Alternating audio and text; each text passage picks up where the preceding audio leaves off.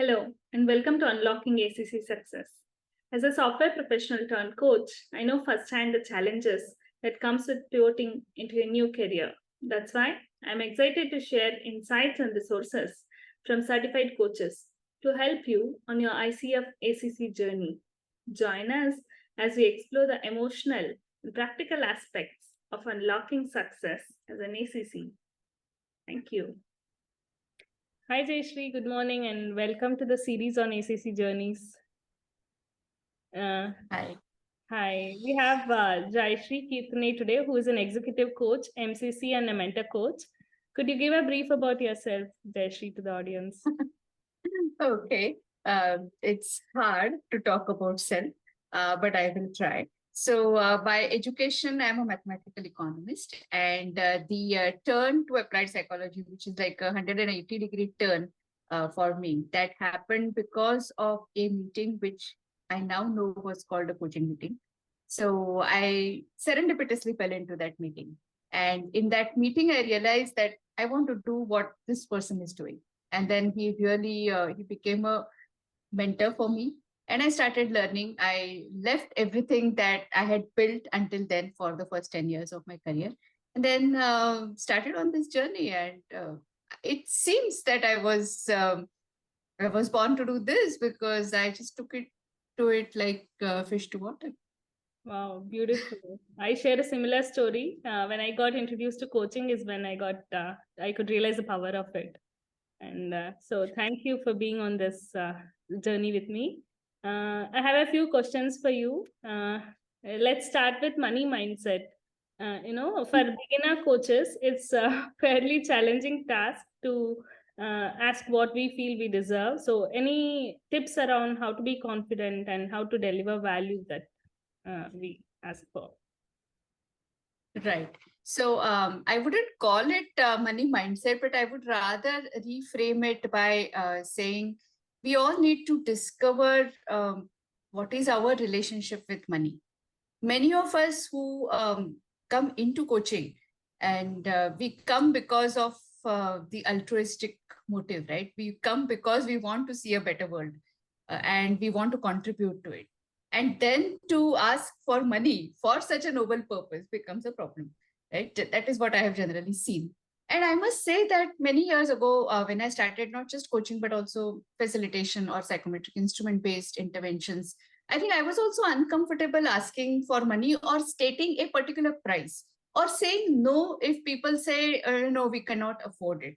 However, I think the way I built that healthy relationship with the pricing, especially pricing, is that I equate my pricing with the value that I generate for the client or clients or the client organization. And once I define that in terms of value for myself, and then I'm able to also show to the client what is the kind of value that it will generate for the organization. I think 95% of my coaching is organizational coaching. So I may not have much insight into coaching individuals. However, for organizational coaching, I think if I am clear that I am adding value, significant value by my coaching intervention, then I'm able to also convince the business sponsor as well as the L&D or the HR about the price that I am quoting to the client. So just to give you an example, if you have a general understanding, you as in any coach who's quoting their price, if you have a general understanding of what is the CTC that this person is drawing in the organization, and then if you can just say, that there are many expectations that are usually set by the coach's manager or the L&D or the suggestions that come through the team, etc. And you can show that if with coaching this person can increase even the performance efficiency, stress levels, or delegation, then how much percentage is he going to contribute more? And then what does it mean in terms of the value that he or she is already generating for the organization? Then what we are charging as a coaching engagement fee is minuscule. Hmm. And people are not going to even question. So it is a very simple equality or inequality between the value that you're going to generate for the organization and the money that you're going to charge. I think it's a simple equation that we need to be able to talk about it very confidently. Right, got it. Thank you. So to be able to have a clear idea about the value we are generating will give us the courage and confidence to ask. Yes. Yes, beautiful. And next question, moving on to next question, transitioning from different careers. Now I see a lot of people aspiring to be ACCs coming from different, like I'm from software background, salaried job I hold. So similarly, I have yoga teacher, so many other swimming coaches coming to coaching. So how do you transition smoothly into coaching? And many times we get overwhelmed by the entrepreneurship of building the website, marketing, doing coaching. So how do you balance and Sure. go at a good pace?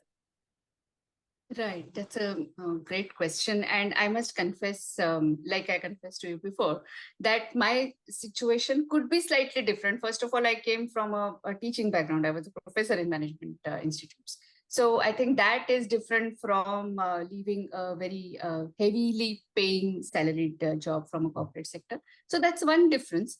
But the way I look at it, there are two ways I'm looking at it. One is we need to first devote uh, to perfecting or even to bettering our craft. Perfection, of course, is like a horizon, but to be better at the craft that we have chosen, right? So I think first focus must be to be really good at adding value to the client. So that's the first focus.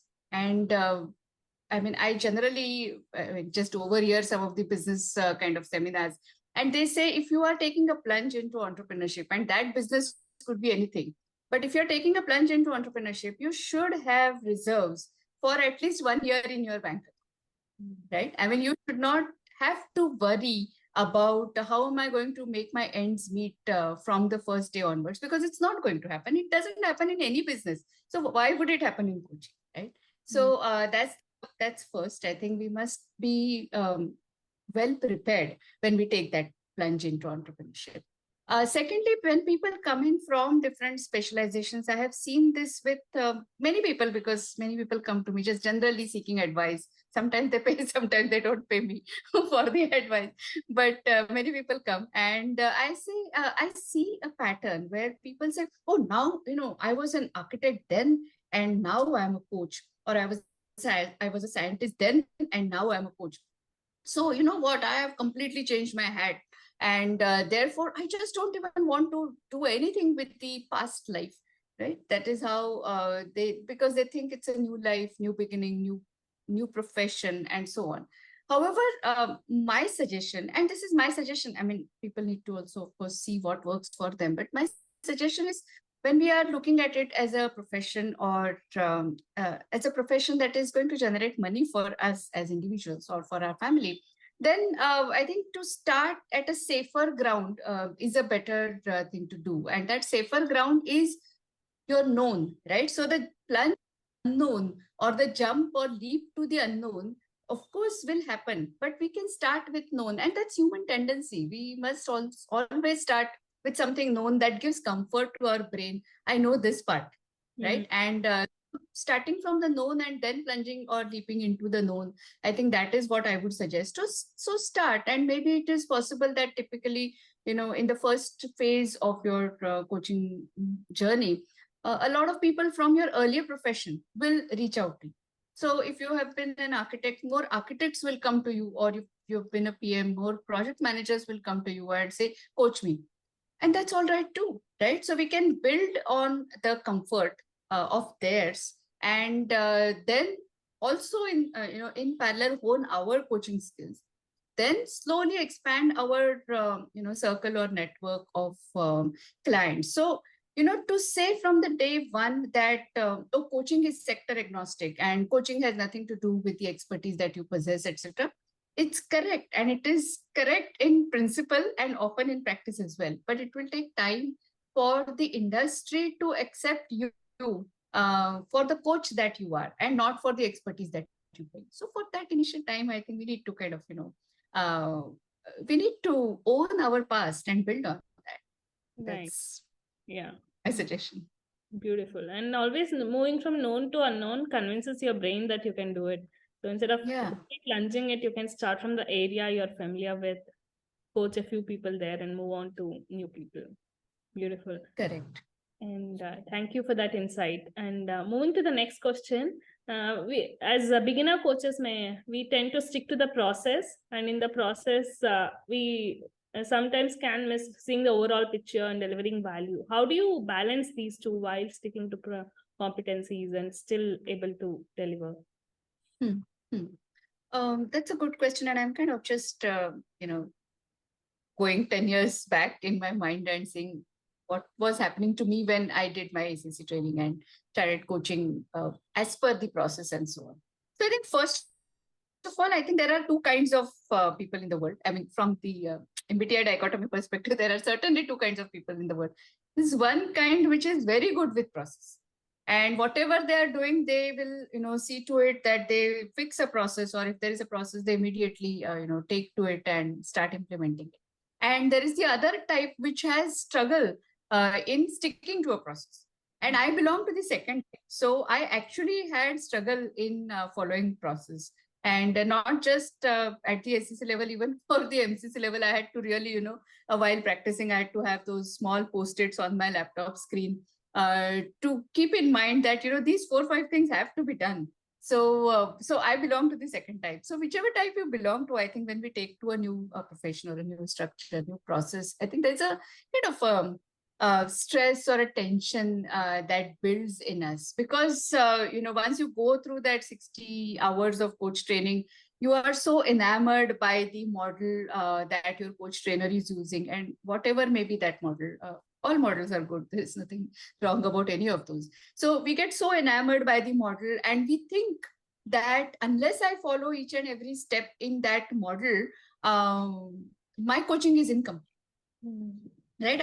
That's the belief that we unconsciously build during those 60 hours and the peer coaching and the mentor coaching and so on. And it takes a little bit of time to free ourselves of those shackles and see that it's all right. I mean, we need to take it as a wholesome model, and not necessarily follow it to the T, whatever model you're. So I think that is one, and that's our comfort. Your client will never know. If there are 5 steps in your model, and if you miss the 4th step, your client will never know, right? And generally, any coaching is, unless you mess up like really badly, generally every coaching meeting is a good coaching meeting for the client. Whether it is the best value is that needs to be seen. So anyway, so I think first is, I think that confidence that I can handle it, right? And second is, my intention is to be of help or to be in service of the client and in the service of the coaching as a space, right? So therefore, I think that comfort, that deep breath, even if I miss one of those steps, I think that's important. And also the sometimes when we get too entangled into the process and the steps, and whether I am sticking to that path, I think we also get jaded in our head, and that impacts the presence. That impacts our presence. So it's quite ironical, right? I mean, when we are trying too hard to demonstrate the competencies, that's exactly when we fail to demonstrate some of the competencies. That's irony, and that is why the balance between generally having an idea of what a coaching meeting should look like, and in general, a coaching engagement should look like. Sometimes one coaching meeting is going to be totally different from your other 4 or 5 meetings, and that's all right too. So generally, the coaching engagement and the whole path that you're taking, if that is making sense, that is remaining in the coaching structure, then I think we should be fine. But we should be fine inside. Only then we will be able to deliver that. True. And also, I've seen that with practice, you become more and more efficient and can add value, and you're more focused. Yeah. Right. Yeah. I think this improves everything. So likewise, it improves coaching. And I wanted you to talk about self-confidence and courage for a coach. If you can share some insights. Good question. So, like we spoke about our relationship with money, I think we also need to be very clear about our relationship with the client, right? So, often coaches think, and again, I am not very different from everybody else, right? Because I have also gone through any of these stages. So there was certainly a stage where I feared that, oh, if a very senior level executive is offered to me as a coaching client, will I be able to coach him or her? Correct. So I have certainly gone through that phase, and it is natural and normal to have that kind of doubt, self-doubt. Right. At the same time, I think the courage, the confidence, especially, I think comes from our belief in the process, as in our belief in the coaching as a process, and our belief in self as somebody who's there in service of the client. I think that's one. Courage, I mean, that's my favorite leadership competency. So I think it's the foundation of any leadership, and therefore, if we look at coaches as leaders, then I think courage is like a given competency. So I think not getting enamored by or not getting influenced by your client's stature in society or in organization, their education level, their experience, and their expertise in a particular area. I think not getting enamored by that is a major work to do. And that courage, I think, will come some with practice, but also with I think reflection, right? So I think reflective practice post our coaching sessions is a very important thing for us to do, and very often we don't do. I mean, once the coaching session is done, we are like, phew, that's done. But that's really not done. So once the client is gone from your screen or from your room, that is a time to see, okay, so what did I do in these, whatever, 30, 40 minutes, and what worked, what did not go well, and that constant work on self. And now, in the new core competency framework, ICF also lays emphasis on coaches developing themselves, right? So that's, I think that kind of builds our confidence and courage. That's my view. Great. Not being that's amazing. Thank you. And in the past few years, I'm sure you've come across many stories which have touched your heart and you've seen a true transformation. Could you share any of your favorite ones? Wow. Oh, there are many.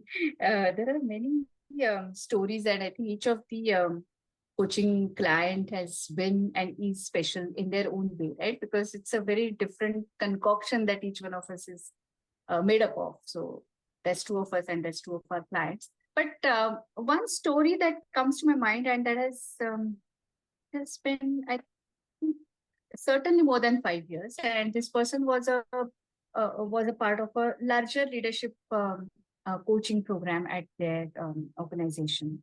Has been a scientist for the entire part of his life, until, of course, we were into the coaching thing. And while the coaching engagement was on, I think maybe in the middle of that engagement, he got an offer to don a business role. And that particular meeting, when I went, that was a scheduled meeting anyway, but when I went, he said, today there's something special that I want to talk about and I want to really ask, etc. And then he said that this has been offered to me. And like to any layman, I mean, just going from a very specialized R&D researcher role to a business role, generally that is good news, right? I mean, generally that is good news, because that has a very different trajectory. That role had a very different trajectory. So I took some time to understand, where is this dilemma coming from, right? I mean, why is he not really jumping at that offer, right? And then I think the first excuse is, so to say, word like, I'll have to now that, if this role is offered, then I will have no more the freedom to go back to my native place where my family is there. So I will need to, I will need to bring them here. I have 2 young kids and all those things, right? And then living in Mumbai, not very easy. All those things. So I think, but still I was kind of getting the whiff that he's not really going to the real crux of what is really coming in the way of him jumping at that offer, right? So I think my question to him is, but what is really, what really is happening here? What is the real issue here, correct? And I mean, it's hard. Which of those 2-3 questions really, hit him, really hard. But then he suddenly, what can I say, broke down, sometimes also in tears. But his story was that he's come from a really, really marginalized family. He has a doctorate, but when he studied for his post-graduation as well as for his PhD, and he comes from one of those states in India which are like extremely hot in summer, right? So he comes from those areas. And he used to say that, there used to be a huge distance to cross, to walk from my university main gate to the bus stop. I had to take a bus to even go to the room where I was staying. And that distance was not short, it was quite long. I had no money to buy an umbrella, to protect myself from the heat, from the extreme heat. So I used to actually carry my, cover my head with those thick PhD, the research related books in order to just combat that, to protect myself from that heat. And then I used to walk. So having spent, 2-3 years in his master's and whatever, 3-4 years, so 7-8 years like this, right? Having spent those years and then joining a company on a whatever associate scientist or whatever that role, and constantly aware of the fact that his parents had maybe stayed hungry, once every day in order to finance his education. I think constantly aware of that. I think having lived those years of a have-not life, I think it was just impossible for him to accept that his company has recognized his talent, his potential, and they are offering to him something which he had never thought of even in his dreams, right? So we read about and we speak about the so-called as imposter syndrome. But I think, and without naming it, of course, to him, but I was like seeing it unfold in front of my eyes. And so I think that was one meeting, one of the many. I mean, I'm very easy to really weep. So I think that was one meeting where he had tears and I had tears in my eyes, just to not as a just feel so much of compassion for this person. But then eventually, of course, through the meeting or whatever, I cannot easily take that credit that because of the coaching meeting. But he did eventually, take up that role, and he's really, really soaring high. So I think that was a touching moment in the coaching. Yeah. Yeah, beautiful. And I love the clarity that coaching brings, no matter how much internal conversations you have in your mind, the impact that you're going to have when you discuss with a coach is phenomenal. Yeah, And absolutely. I'm grateful to all the coaches because I've experienced it myself and that's how I came into this profession. So I'm really grateful for all the coaches for doing this. And no other person in their life, in that coach's life, will serve as that role, right? He can't say this to his parents. He can't say this to his wife. He certainly cannot say it to his boss. Nobody else will really understand what's really going on, right? In the same way as a coach would. True. Yeah, that's where I feel value of the coaches because many times as a coachee, they're overwhelmed by emotions and not able to see the things clearly. And coach really helps out there. Great. Thank you for sharing this touching story. And to wind up, we just have one more question. What is one advice that you would give to all the aspiring ACC? My God, when I'm asked this question, I feel like really, really old. when people start seeking advice, you've really grown old. No, I'm asking for experienced coach. Okay, advice, I'm not sure because I'm not really a good, I mean, I don't really believe in advising. Maybe too many years of coaching have done that to me. But maybe an assurance that, yeah, you've chosen the right path. So shine on. Great, great.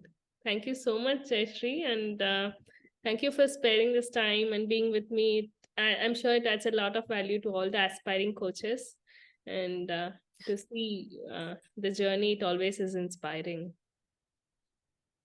Thank you. Thank you. Take care. Bye.